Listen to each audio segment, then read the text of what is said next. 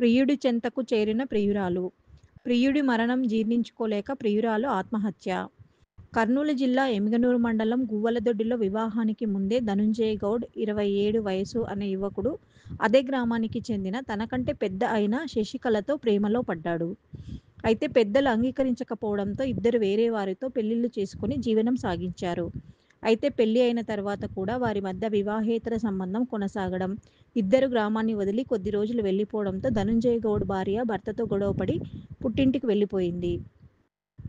ఆ తర్వాత కూడా వీరిద్దరి మధ్య వివాహేతర సంబంధం కొనసాగడమే కాకుండా ప్రియురాలు శశికళ తన భర్త, ఇద్దరు పిల్లలను వదిలేసి ప్రియుడితో గ్రామాన్ని వదిలి ఎమిగనూరుకు వచ్చేసింది. ఎమిగనూరులో మెడికల్ షాప్ పెట్టుకున్న ధనుంజయ గౌడ్ ప్రియురాలిని ఓ లేడీస్ హాస్టల్లో చేర్చి తమ బంధాన్ని కొనసాగించాడు. అయితే హాస్టల్లో ఉండలేకపోతున్నానని, పెళ్లి చేసుకుని ఇంటికి తీసుకెళ్లాలని ప్రియురాలు నిత్యం ఒత్తిడి పెంచింది. ప్రియుడు కాలయాపన చేస్తుండడంతో ఆదివారం ప్రియురాలు తాను ఉంటున్న హాస్టల్లో మెడకు ఉరి బిగించుకొని తాను ఆత్మహత్య చేసుకున్నట్టు సెల్ఫీ ఫోటోను ధనుంజయ గౌడ్‌కు పంపింది.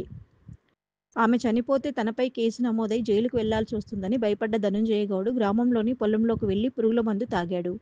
పొలం పక్కలో ఉన్న రైతులు గమనించి కుటుంబ సభ్యులకు తెలపడంతో వెంటనే చికిత్స నిమిత్తం ఎమ్గనూరు ప్రభుత్వ ఆసుపత్రికి తరలించారు. అయితే చికిత్స పొందుతూ ధనుంజయ గౌడ్ రాత్రి మృతి చెందాడు. శశికళ నిత్యం వేధింపులతో చేస్తుండటంతో తమ కుమారుడు మరణించాడని తల్లిదండ్రులు పోలీసులకు ఫిర్యాదు చేశారు. ఘటనపై పోలీసు కేసు నమోదు చేసుకొని దర్యాప్తు చేపట్టారు. ధనుంజయ మరణం విషయం తెలిసి మానసిక ఒత్తిడిలోనే తర్వాత నేను ఇక్కడ ఉండి సాధించేదేముందని అనుకుందో ఏమో తెలియదు కానీ శుక్రవారం రాత్రి ఇంట్లో ఎవరూ లేని సమయంలో పురుగుల మందు తాగడం వల్ల కుటుంబ సభ్యులు గమనించి హుటాహుటిన కర్నూలు ప్రభుత్వ జనరల్ హాస్పిటల్‌కి తరలించగా చికిత్స పొందుతూ మరణించింది.